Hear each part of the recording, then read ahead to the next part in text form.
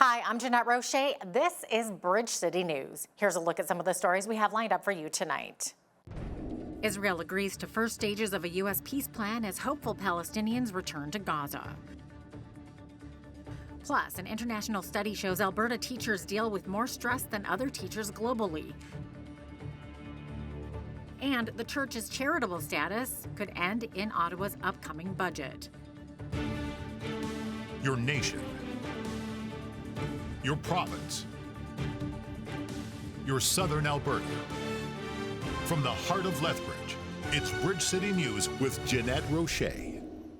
Thanks for joining us. A ceasefire between Israel and Hamas came into effect in Gaza on Friday, according to the Israeli military, just hours after Israel's cabinet approved a deal to pause the fighting and exchange the remaining Palestinian prisoners for Israeli hostages. We get more in this report from Sam Mednick with the Associated Press. Israel's army said that the ceasefire agreement in Gaza went into effect at 12 p.m. local time on Friday. The army said that it had withdrawn to the agreed-upon positions within Gaza. Now, this came after reports in Gaza of shelling in the early morning on Friday. And it also came after Israel's cabinet agreed Thursday night to implement President Trump's plan for the ceasefire, as well as the release of the hostages. Thousands of Palestinians could be seen going back to their homes in parts of Gaza once the ceasefire went into effect. President Donald Trump is expected to come to the region in the coming days. It's unclear where he's going to go and exactly when he's going to be here. The U.S. also said that it's sending hundreds of troops to Israel in order to help with the implementation of the ceasefire. They're going to be joined by international groups as well as other countries. Still, there are a lot of unknowns about this deal. Who's going to govern Gaza the day after? Will Hamas disarm? A key Israeli demand. But for the moment, Palestinians in Gaza and families of the hostages in Israel say that they are really cautiously optimistic that this could finally be an end to the war. As part of this peace plan, Israel will revert to the same humanitarian measures that were in place during the previous January 2025 ceasefire, which included the entry of 600 trucks per day of humanitarian aid, carrying food, medical supplies, shelter, cooking gas, and fuel for essential services. Some good news today on the postal front. Mail delivery by Canada Post is set to resume on a limited basis starting tomorrow. The change comes after the union representing Canada Post employees announced it would transition from a countrywide strike to rotating strikes. The minister responsible for Canada Post says he's encouraged by the move, which came a day after he met with the union. At the meeting, the union voiced concerns about recently announcing changes to the Postal Service's mandate to overhaul its operations, including an end to door-to-door mail delivery for nearly all Canadian households within the next decade. There are some positive signs on some progress in the Alberta teachers' strike. The Alberta Teachers Association says it has asked the province to resume negotiations starting Tuesday. The news came as about 500 people rallied in support of teachers in Calgary. We don't want to be here, right? We're teachers. We want to be in our classrooms. We want to be in front of students. We want to be planning those Halloween celebrations, those mid-semester. I'm a high school teacher, so mid-semester celebrations, right? We want to be there with our students planning that. That's what we became teachers for. We didn't become a teacher to stand here and have to fight for those needs. But unfortunately, when some people aren't doing the right thing, we want to step in and do that right thing. And so we're going to fight for our students. Over anything, it's stressful, you know? It's our diploma year. It's our year where there's such vital information within the curriculum that we should be actively learning. We should actively have teachers in the classroom. Our students should be in the classroom learning this material in order to better our future. Finance Minister Nate Horner says the government is happy to return to bargaining and expects the union will have an offer to present. A new international report shows Alberta teachers are among the most stressed and overextended in the world. The study, conducted in more than 50 countries by the Organization for Economic Cooperation and Development, found that 42% of Alberta participants reported high levels of stress. Australia was next with 34%. On top of that, since the last report in 2018, Alberta's teachers have experienced the sharpest decline in how valued they feel by policymakers. According to the latest report, the percentage of Alberta teachers who believe that their views are respected by the government fell to just 13%. Jason Schilling, president of the Alberta Teachers Association, explains what the findings mean for teachers and students across the province.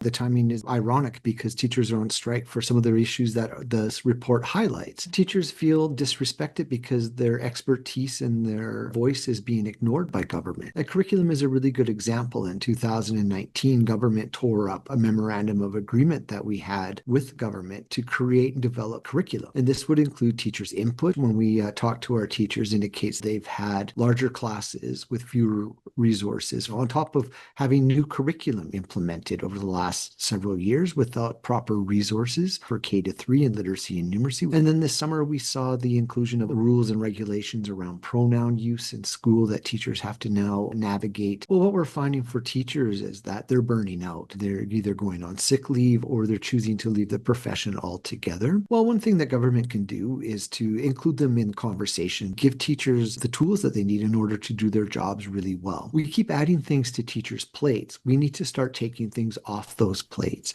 It's not necessary for us to have mandatory testing for literacy and numeracy in grades K-3. The study shows Alberta teachers work 47 hours per week, which is behind only Japan, New Zealand, and Singapore, and is 5 hours more than the global weekly average.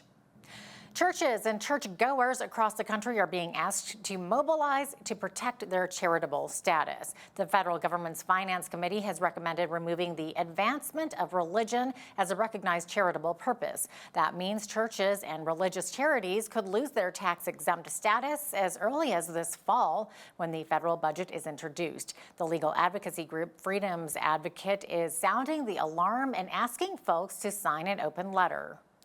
When a charitable charity loses or has its status revoked, they lose the ability to give tax receipts, obviously. Suddenly they're taxed on all their property, and they have to get rid of all their assets, either give them to another recognized charity or pay a revocation tax that's equal to the full sum of the properties. So every church would lose their buildings. That's one approach, and it's totally extreme. The other approach is an annulment, which basically removes your right to give charitable status. You're taken out of the registry, but any donations made to you up to that point are still valid. But you can no longer do that. You retain your property in that approach. The letter itself is going to contain the legal side of it, the argument, the fact that this is discriminatory and that you should not be going down this path. We're going to then add as many signatories as possible. I've had people suggest that, possibly 1 million signatures is possible with this. And then we're going to take the letter, and the letter then gets sent to the federal government. It gets sent to the media, so your organization would receive it. And, everybody that wants it would be made available. We then take it, and we're talking to several documentarians, people that produce documentaries, to take the letter and turn it into a documentary. So it then becomes a tool for the church and organizations across the country to say, here, you don't know what the church does? Well, this is what religion does in our country. If you want to sign up for the open letter, go to freedomsadvocate.ca. The future of the Lethbridge region's trade and logistics corridor was the theme of an event held Thursday at Lethbridge Airport. The initiative by Economic Development Lethbridge is called Canada's Western Gateway Trade and Logistics Corridor. The conversation featured local business owners, professional associations, and government leaders. BCN's Landon Hickok has more on this story. Canada's Western Gateway is a 3-year project focusing on bringing logistics, warehousing, and cross-border trade, and is financially supported by 7 municipalities along the corridor. As a critical junction to the multinational supply chain network, Thursday's event was meant to review and enhance the state of Lethbridge's place on the global market. I'm feeling really optimistic because the feedback at today's event has been fantastic. Everybody's been able to build their network, learn new information about the sector, and have some important takeaways. U.S. tariffs have been the main focus of conversation for the better part of the last year. According to a study by the Canadian Chamber of Commerce, Lethbridge is marked as the 10th most vulnerable municipality in all of Canada to the impacts of U.S. tariffs. But during Thursday's networking event, other challenges and areas of opportunity for growth were brought up on how to make the corridor more efficient to support industry and business partners. We're at a point now where we're trying to gather information, evaluate what are those challenges and opportunities, and then where can we make the best impact to support the business in this region. We've heard things that were pretty lackluster in terms of truck stops. Our truck stops aren't very appealing, and that can affect a driver's lifestyle. We've heard that there's a mismatch between rail shipments going north and south, trying to match that import and export so that rail cars aren't traveling empty. We've heard today from organizations like PTAC and PMTC that there's change needed in driver training. There's abuse in the system.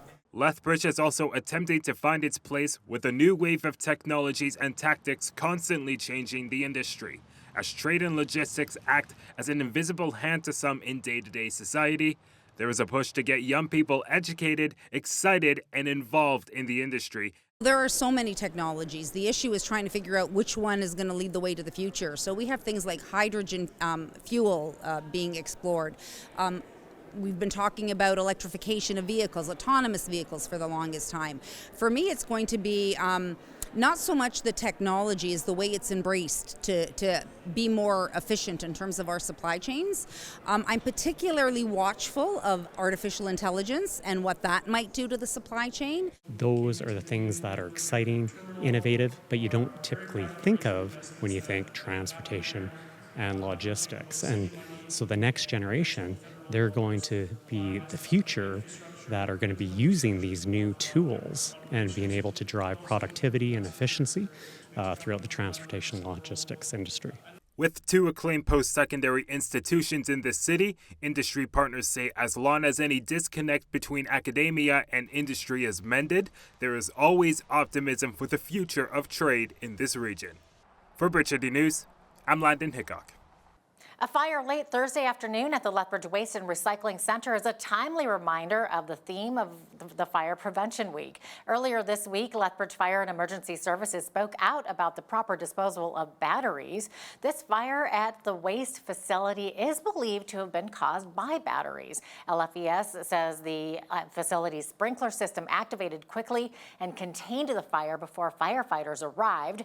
When crews arrived, they were able to fully extinguish the fire. No damage occurred to the equipment or facility, which is expected to reopen today. Fire officials say you should not discard batteries in curbside waste cards.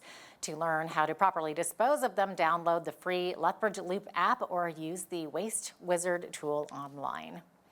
Well, how many of us have the opportunity to be on a game show? Now, how about being on one with your whole family?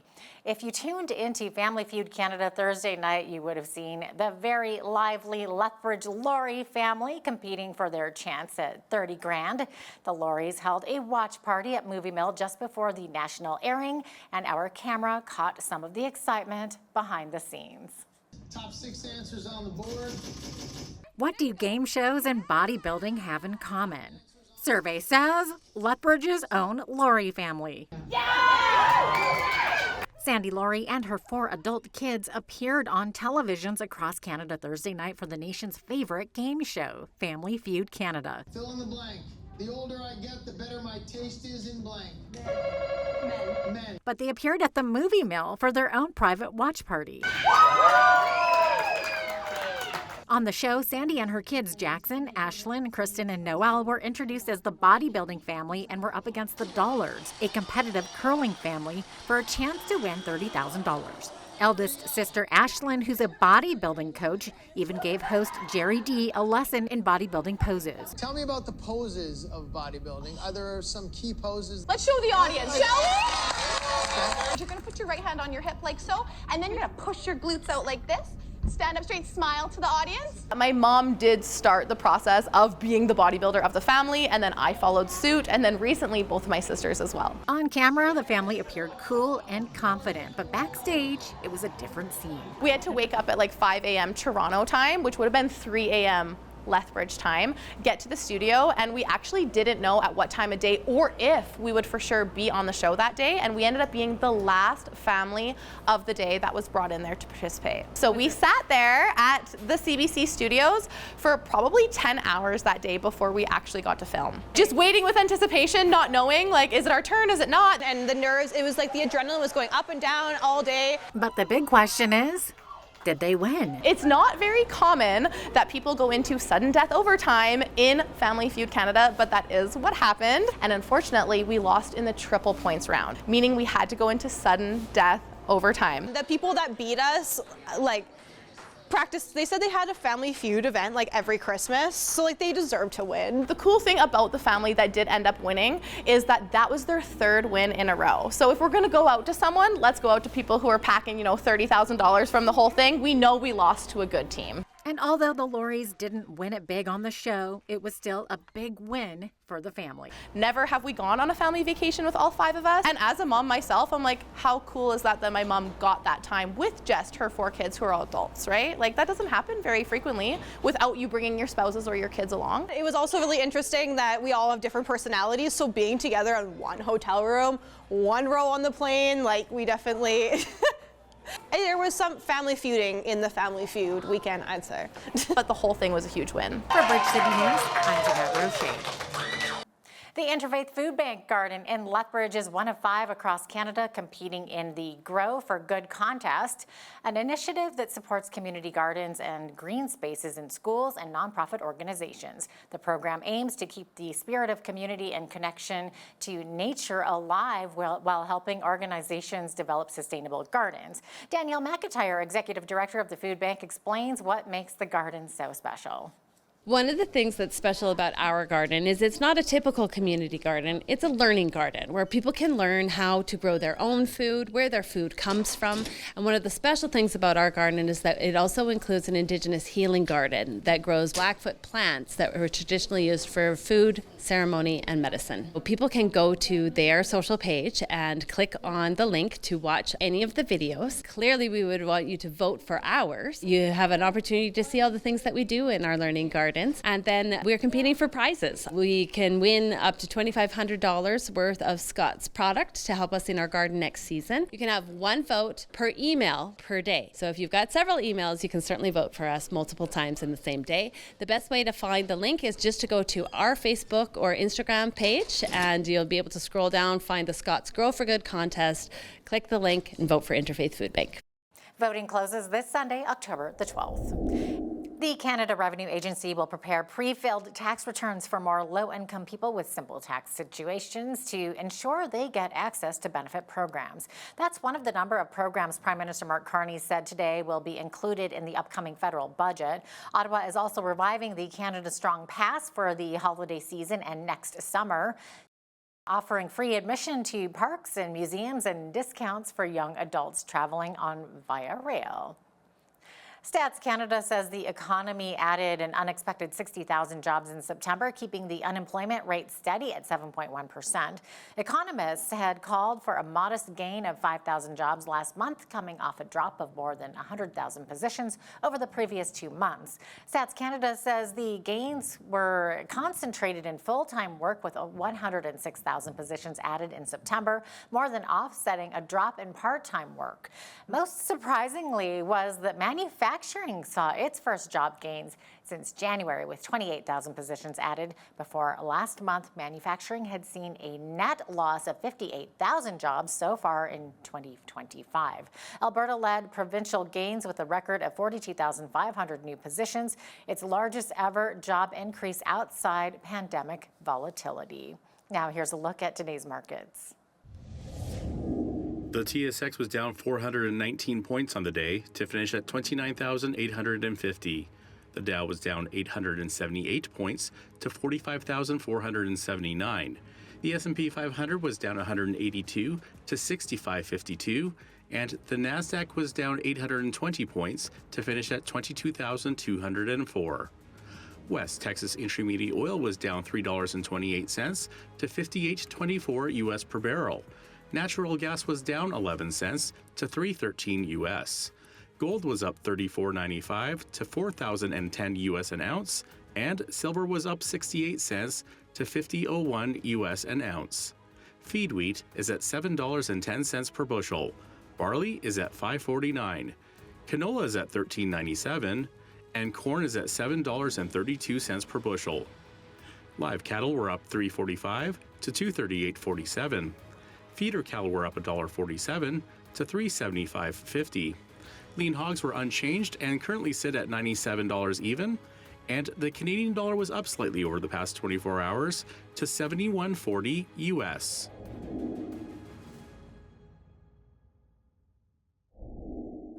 Recapping one of our top stories, a steady stream of people have begun heading north on foot to see what's left of their homes in the Gaza Strip. A U.S. brokered ceasefire has come into effect, and Palestinians have expressed relief the Israel-Hamas war may end.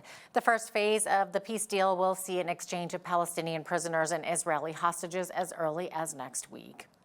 The municipal election is drawing ever closer, and we continue our series of interviews with candidates running for Lethbridge City Council. Coming up next, I speak with former television journalist Tom Rolston as he shares his passion for our beautiful city and his desire to represent you on City Council. Also, when you see news happening in your community, be sure to send us an email at info@bridgecitynews.ca. You can also visit our website or YouTube channel anytime to check out more of our stories and interviews.